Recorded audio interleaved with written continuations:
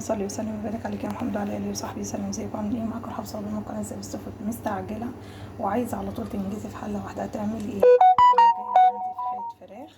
بصوا احطها على الزيت. طبعا انا غسلاها ومنضفاها، وكنت كمان يا جماعه حاطه فيها بصلايه، دعكاها ببصلايه اللهم صل على النبي مع بهارات.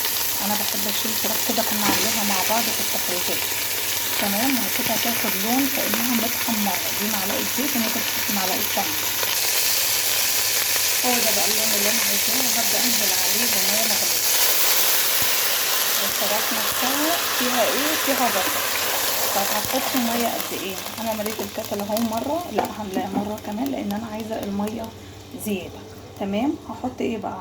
ده البرطمان مستغناش عنه، ملح، كمون، كزبرة، فلفل اسود، شطة، بابريكا، وكمان هحط شويه كركم. هوريكم البرطمان اللي بكلمكم عليه كل مره، وفي كمان حبهان وقرنفل ولورا. خلاص كل ده طحناه مع بعض يا جماعه. هو برطمان بستخدمه لما ببقى عايزه انجز كده، بدل ما افضي من كل علبه، يعني بعمل كل علبه لوحدها وبرده بعمل البرطمان على بعض.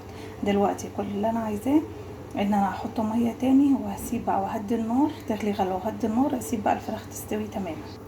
وادي الفراخ خدت منها شويه شوربه، عشان كده كنت مزوده شوربه عشان اعمل شويه ملوخيه، وممكن تحمري البطاطسيه جنبها. يعني اتصرفي وانت واقفه كده، ايه كله يخلص في وقت واحد. هجيب عندي ايه بقى؟ عندي فلفلايه كده مقطعاها، وعندي طماطمايه، ويا سلام لو عندك جزريه كمان، وقرن فلفل حامي، وانا حاطه اللورا والحبهان والقرنفل. وهبدا انزل عندي بسم الله الرحمن الرحيم. هبدا انزل كده ب3 كوبايات من الرز. خدت الشوربه يا جماعه وحطيت معلقه من الكركم تمام، ولحبه تغمقي اللون براحتك خالص. هنزل بس ب3 كوبايات من الرز يغلوا غلوه، وهدي النار عليه. تعالوا بقى نشوف الرز بتاعنا. بسم الله ما شاء الله لا قوه الا بالله.